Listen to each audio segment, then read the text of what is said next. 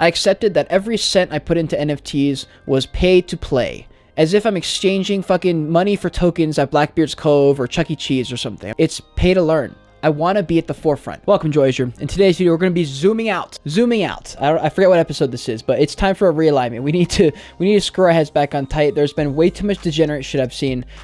Honestly, it's shocking how much degenerate shit, and we need to get back on track here. As you guys know, the goal of this video is to give you guys the knowledge and confidence it takes to navigate this metaverse on your own one day. So if you're excited to get some of that alpha, some real information, some actually helpful stuff, smash like in this video. You guys already know it helps the channel out so much, and it only takes 1 second of your time. I really appreciate it. Subscribe with the bell if you haven't already. So without further ado, let's get into it.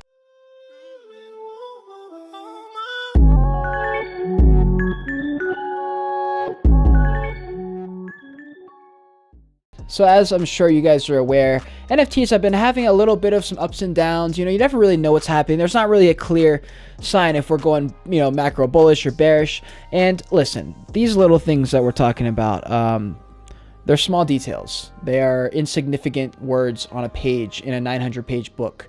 Right, the little things. I've been seeing so much complaining and stressing in all these discourse. People whining about this, whining about that. You know, this project was a rug. That, yeah, like, what about whitelists? Like, what?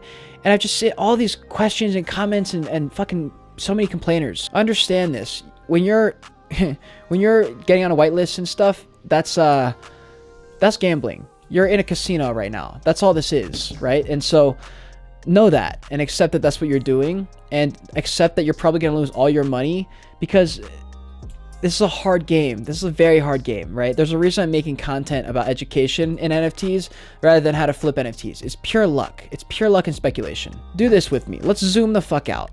Zoom out, okay? 10 years into the future. Metaverse. Real metaverse. People are talking about the metaverse right now like it's a thing. No, it's not. This is just normal reality, okay? Until we're running around and can just like close our eyes and just dive straight into this other virtual realm, we're not in the metaverse yet. Okay, the metaverse is an idea. It's a representation, a visual idea of the future, and it's what Ready Player One is. It's what Avatar is. That's the metaverse. We're not remotely close to that. The reason I bring that up is because people are panicking that they're not getting to the projects they want, that the floor is not going up fast enough, that they're not sure if this project's going to do well. We don't know if it's going to rug.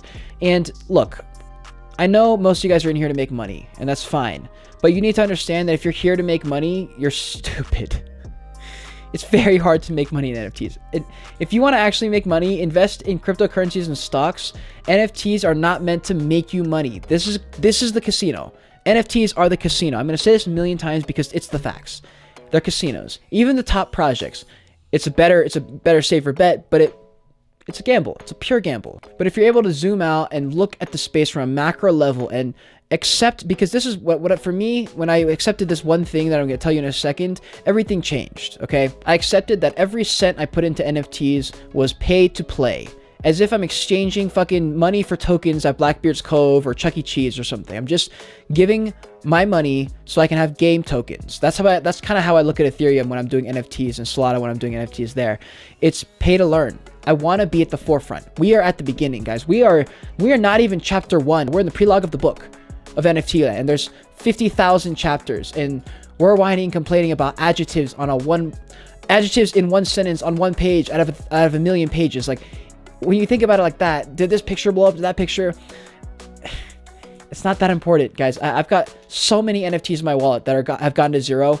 It just doesn't matter to me. Like, I'm here to just learn and play and mess around in the sandbox. The reason it's important to zoom out like this and have this broad perspective, to remember that everything truly is irrelevant, is because it's a good balance. Okay, I know there's some degenerate in you. There's some degenerate in me a little bit. But if you're able to balance that out with some good mindset and perspective work, it makes the gambling and flipping part a lot less stressful, and that's good for everybody involved. Trust me. I remember when I was going through OpenSea, Nansen, Twitter, and just going in a circle and just doing that constantly 24/7, and it killed my mental. It killed my mental, and it just wasn't that important. While I've got your attention, I want to shout out a couple artists that I bought from recently. We got Lisa and Crispy Coco. I love these NFT pieces. I fucking love NFT art, especially on Solana. All my Solana NFTs are pure art. If you're an NFT artist and you're on SolSea, Show yourself. I might buy it. I'm a big fan of NFT art. This isn't a promotion. I buy and hold NFT art because I'm a collector. Those are not for sale. I'm not selling them. I don't give a shit if the floor goes up. I don't care. I just want to shout them out because I'm an NFT creator and artist myself. I have my own NFTs, and I remember when I blew up and I had Fidel shout me out, it was the best feeling fucking ever. So I wanted to do that for other people. So every time I buy NFT art, I'm going to talk about it. I fucking love it. I can help them. Why not? It's amazing. We can all win. Another thing I want to talk about that I've spoken to with a few people in like discords and stuff is they were like, man, I wanted to do YouTube or Twitch, and like I saw you finally started to pick up some views and get subscribers. Like it inspires me. I want to do it. And then they're like, but I don't know if I should do it. I don't know if I want to commit and blah, blah, blah. And dude, here's what I'll say to you. I've already told these people personally, but do it. Do it. Give it a shot. Give it a real shot. Do it for a few years, okay? If you really, really put in that work and you put in that quality work and you utilize everything in your arsenal, there's no reason it can't work, okay? Logan Paul said this in a podcast. He says, very, very, very hard to stop someone who just doesn't stop. And that's so facts, dude. I've been making YouTube videos since 2010. It took me 10 years to hit 1,000 subscribers. 10 fucking years. Perspective, guys. I feel like I'm just Gary V 2.0. Another thing, since this is just turning into just my notes app and what I've written down this week, I played basketball the other day. And in this pickup game of basketball, I learned something about myself, about life and confidence. And I'd always been too scared to drive, which is like when you drive in, you dribble, and you try to beat someone, do the layup. I've always been too scared and not confident because I wasn't confident in my ability to make the layup or to like push off the guy and dribble through them. And so I was doing it, and a couple minutes in, I was like, you know what, fuck it, let me just try one. And I went in and I like bullied the dude, and then I missed the layup, and I was like, holy shit, I actually kind of did that. And I did it again, and I missed again. And the third time or fourth time, I got it, and it was sick. And as soon as I did that, I realized I could have done that this whole time, since the beginning. I could have done that years ago if I had just tried it.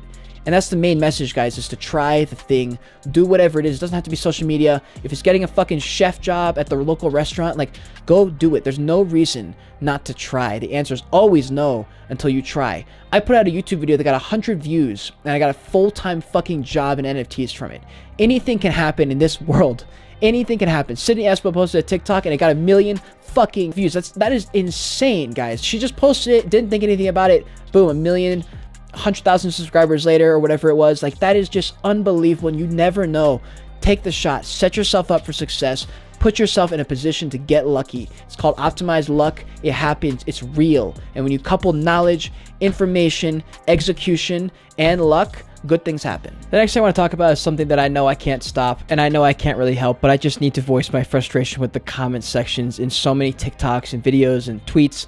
It's the knee-jerk reaction comments. The one that where they read something or they see a 30-second video and they just knee-jerk reaction, like it's just the most like closed-minded, stupid fucking response. Like, people need to take more time and actually see, what did this video say? Like, for example, Gary Vee puts out this content, something about like an overall macro thing about branding and happiness and all this shit. And all the comments are like, this is toxic hustle, or they're like, this is the most privileged shit ever, or that's not how it really is. And it's like, dog, you missed the fucking point. That was not the point. It's not to compare yourself to this person or come up with excuses or call them out. It's to say, what can I fucking learn from this video and this person? If you change your attitude to that, you'll win. Okay, last note. This is about FOMO. FOMO hurts. I know. It fucking sucks. It's the worst feeling in your gut. Fuck, I missed it. Or, oh, I sold too early, or I sold too late. I get it. And just, here's what I do. I realign myself like this 10 to 12 times a day. Every single day I do this. I call it patchwork.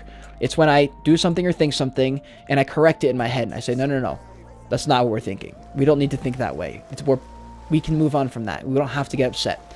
And I always realign myself, and I think in 40 years, when I'm a grandpa, is this one little thing actually going to matter? Will this be affecting me in 50 years? And the answer is almost exclusively no. And so remember that when you're complaining about something stupid, if you're having the opportunity and the position to be able to trade NFTs, you're blessed. And so remember that some people are struggling to just get by. Some people can barely pay their bills. And when we're struggling because we didn't sell a picture in time and we didn't get to be part of this cool Discord, it really puts in perspective. It's really good to get off your laptop sometimes and go out and speak to people, meet new people, travel. It's the best thing you can do. try and get off your computer a little bit this week, guys. It's something I practice every day. I try and get off the computer, get off my phone, don't talk to anyone, take some time out for your mental health. It's really fucking important. It's really fucking important. So if you're in my Discord or my Twitter, you can ask me questions. And David Parker is today's video's question. He said, do you plan to get your own place in the near future, or are you thinking about traveling again and making videos while being on the road? It's a great question. Thanks for asking. Yes, I do want to get my own place in the future. It depends what that YouTube money brings. Honestly, that really is all that it depends. But right now I'm in my parents' house in Colorado, and am I thinking about traveling again? No, not like that. I did a 6-month road trip. For anyone who doesn't know, I lived in my car for 6 months before I started making YouTube videos. It was brutal. It was great. It taught me so much about my life, but I don't want to do that ever again. But I will travel. I do want to travel. I actually am traveling very, very soon. You guys are in for a very, very special content treat. I think you guys are going to love those videos coming up next week or the week after. The next question, I don't remember where I saw this, but it was, what's the most you've paid for a YouTube video? And my answer is my mental health. Anyways, guys, I really hope you enjoyed this video. I hope you learned something. Maybe you just had a good time. Maybe it felt like therapy. I don't fucking know. If you did like it, smash that thumbs up button for me so I know. I appreciate all of you guys. Code word is going to be take care of yourself. And subscribe to the channel. I'll see you guys in another one, probably tomorrow. So until then, continue on your Joyage, continue to learn, and be grateful you're alive watching this video. Bye.